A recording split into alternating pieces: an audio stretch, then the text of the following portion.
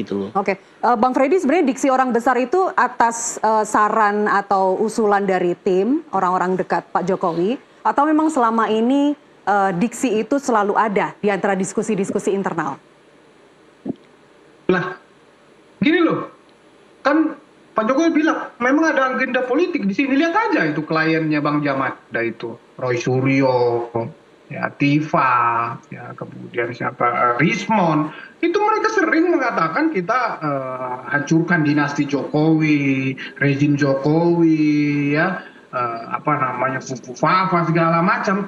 Itu tuh ada di publik semua, itu jejak digital nggak akan bisa hilang, begitulah. Jadi tadi Bang Jamada mengatakan penelitian, ya satu-satunya penelitian orang-orang itu ya ijazah Pak Jokowi ini, ya bagaimana mengaku seorang peneliti satu-satunya penelitiannya adalah ijazah Pak Jokowi, itu yang pertama. Tapi yang sebetulnya kan ini menjadi masalah adalah ketika ya orang-orang itu mengatakan ya dengan bukti yang mereka peroleh, ya bahasa saya dari pinggir jalan, dalam konteks ini katakanlah dari medsos, kemudian dengan berani mengumumkan, berani mengatakan bahwa ijazah Pak Jokowi palsu, itulah secara hukum. Nah makanya berproses, tetapi terus menerus dibangunlah, ya dibangun apa namanya narasi-narasi yang misalnya kemarin dari Pramuka terus ya, kemudian juga Bung Rismon itu ke Solo, ke UGM segala macam. Ya sekali lagi saya ulang, katanya udah diteliti ya palsu, tetapi terus memainkan. Jadi kan kalau memang konsisten hukum, ya harusnya kan dihadapi saja. Kalau katanya udah palsu kok. Jadi kenapa terus narasi-narasi dibangun? Nah, ada namanya wisuda, ada namanya reuni itu, ya kemudian itu dikatakan reuninya settingan. Ya sudah hadapi saja sebetulnya proses hukum, tapi kan nggak itu yang terjadi. Nggak itu yang terjadi, terus dibangun narasi.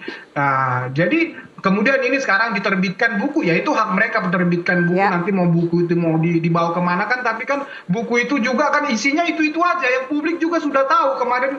Kemarin juga udah disampaikan di dalam Barreskrim, tapi kan itu aja mentah semua, itu nggak ada isinya, nggak ada nilainya itu, dan itu udah semua udah tahu, yang menilai 1.500 udah tahu semua gitu loh. Oke, yang menilai nantinya buku itu akan bermanfaat atau tidak ada isinya pasti pembaca, tidak ada paksaan untuk memahami buku itu, bukan? Tapi sebentar, dari Bang Freddy tadi sampaikan, Bang Freddy dan tim menilai justru pihak Anda yang inkonsisten. Wah tidak, sama sekali tidak. Kita bisa lihat ya track record atau alur dari hierarki dari perkara ini awal gitu loh. Ya, yang memulai itu bukan Rismon dan Roy dan bukan Tifa loh. Itu kan sebelumnya kita nggak perlu ungkap lah. Dari gugatan yang menghukum orang itu, kemudian ada ada kader PSI dan sebagainya. Dan kan dari situ awalnya. Kan mereka lihat, kemudian ini menyangkut UGM, menyangkut kampus kami gitu loh. Dan mereka memang pakar-pakarnya di situ. Nggak salah dong untuk memperdalam itu, untuk menemukan namanya gap, riset gap. Ada kesenjangan, saya katakan ada kesenjangan, daripada dibiarkan kesenjangan itu gelap nanti di bangsa ini. Mereka tertarik untuk... Kalau ada riset gap berarti ada hipotesa juga Pak Jamada. Artinya hipotesa Anda adalah pembuktian itu apakah benar-benar terbukti, atau sebenarnya hipotesa jika tidak terbukti lantas apa yang akan terjadi? Oh iya betul dong. Kita harus tentukan, kita harus berani kok. Harus mau itu palsu, mau itu asli, itu kita tujuan gitu loh. Itu tujuan penelitian mereka. Yang jelas mereka mengatakan bahwa dikulminasikan sekarang dengan buku yang di Marasulaman itu, itulah hierarki penelitian mereka. Baik. Kalau ada yang mengatakan nanti itu, ternyata asli, kata juga nggak masalah. Tapi ilmiah harus versus ilmiah. Baik. Jadi nggak bisa omong-omong lagi zaman sekarang. Baik, tanggal 17 ya, tanggal 17 Agustus 2025 akan langsung di launching.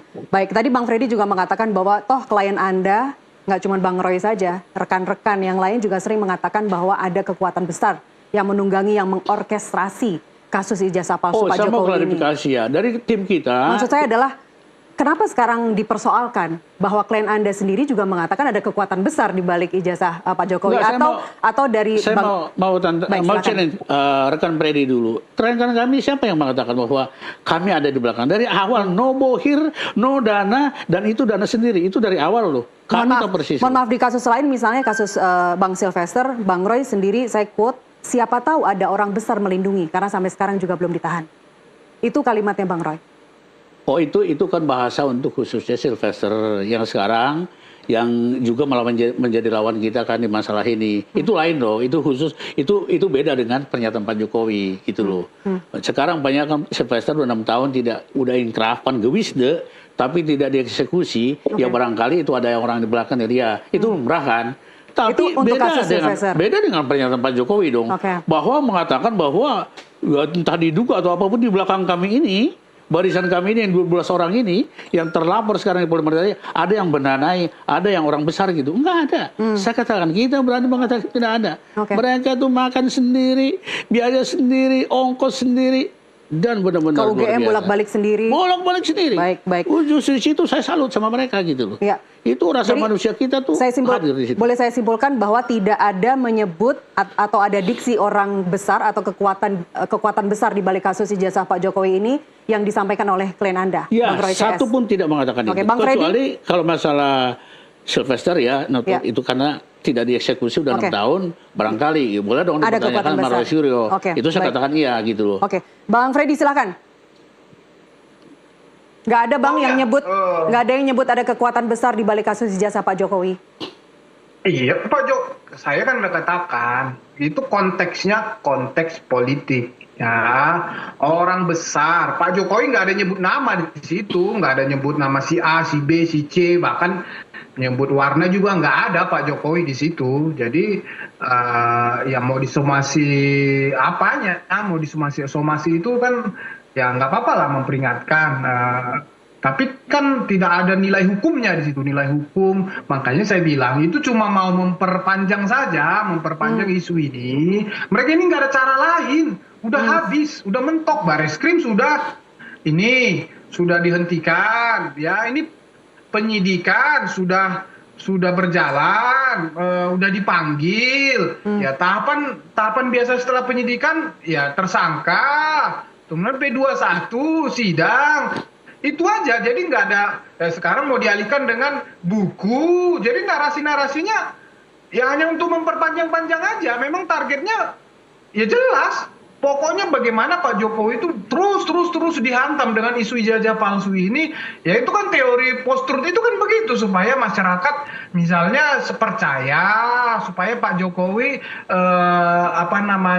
semakin runtuh wibawanya. Jadi nggak apa-apa, itu yang kami maknai adalah politik. Ya, makanya politik harus dijawab, harus diselesaikan secara politik. Ya, narasi yang dibangun Pak Jokowi itu orang besar, kami percaya beliau tahu itu orangnya, tetapi itu adalah narasi politik. Namanya politik itu adalah tidak selalu hitam putih. Jadi ini bukan masalah benar salah lagi, bukan. Nggak ada ini masalah benar salah, tapi bagaimana terus menghantam Pak Jokowi, itu saja ini sebetulnya. Kalau tuntutan somasi adalah minta maaf, Anda sarankan apa ke Pak Jokowi? Siapa di sini yang dituduh? Nggak ada kan? Itu kalau pribadi misalnya nyebut, Roy Suryo, Rismon, nah itu kemudian ada kesalahan di situ, ternyata nggak benar, ya itu baru, ini nggak ada. Pak Jokowi cuman mengatakan ada agenda politik, ada orang besar di belakang itu. Nah, itu tadi udah saya jelaskan. Itu secara konteks politik seperti itu. Roy Suryo juga sering mengatakan ya bersama kami ya baik offline maupun online misalnya.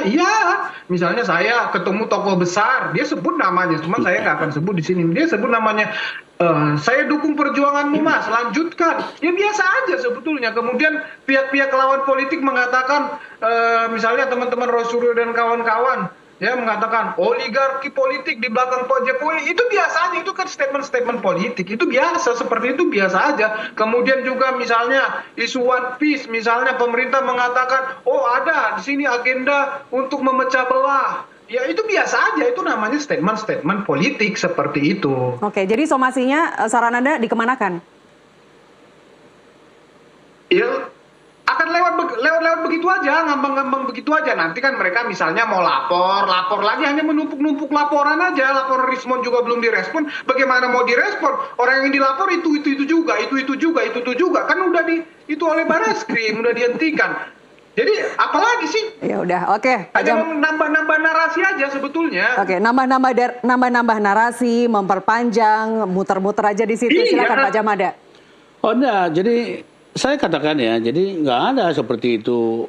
Ini orang-orang yang Dan Anda bertiga sudah lah ya. siap bahwa somasinya tidak akan diapa-apain? Oh biarin aja, itu hak dia juga. Karena Oke. somasi tidak harus dijawab. Itu rumus somasi, tidak harus dijawab. Tapi minimal kita udah manifestasikan bahwa dengan pernyataan Pak Jokowi lah, katakan ada orang besar itu kan seperti memperluas lapangan gitu loh. Memperluas lapangan, seharusnya tidak perlu. Nah kita konsen aja, kita dilaporkan, klien saya dilaporkan di Polda Metro Jaya dan sudah ada panggilan untuk penyidikan, udah fokus ke situ aja. Dan kita juga tidak perlu orang politik-politik kok, kita perlu mulai nanti penyidikan sampai dia apa ditunjukkan aja hasil itu. Itu mainstreamnya, itu bukan somasi ini karena dari sana mengadakan melambungkan umpan gitu loh. Oke. Orang besar, kita kan harus jaga dong. Siapa? Takutnya kita diduga juga benar orang besar kan salah dong. Karena Ternyata sudah ada nggak dikotomi di antara Ya. masyarakat. Ya, Ada orang kalaupun besar ada, mendukung yang si A, jelas, orang besar mendukung si B. Kami tidak ada. Tadi malam juga Rismon di TV juga mengatakan tidak ada. No bohir, no dana, donat segala macam. Kata gini, ini perjuangan benar-benar the bottom of the kekuatan yang benar-benar manusiawi loh. Nah kita fokus saja ke penyidikan. Di sana kan terjadi nanti. Ada pembuktian itu, bukti yang kita tunggu-tunggu dari sejak Surakarta, Sleman itu harus muncul. Oke. Kita tuntut itu. Baik. Kalau enggak ya terjadi lagi hal-hal yang tidak, itu namanya nggak benar. Penegakan hukum kita berarti pilih kasih dan sebagainya gitu loh. Itu yang kita tunggu. Jadi kita senang ini. Panggilan di Polda Metro Jaya untuk penyidikan ini udah. Di sini kan terlihat semua kan. Baik. Tadi Pak Jamada juga kita sudah menyinggung soal Bang Sylvester saat ini kondisinya bagaimana atau terhadap selentingan ini. Bang Freddy, Anda boleh menjawab setelah ini, setelah break. Kita jeda dulu pemirsa, kami kembali usai jeda.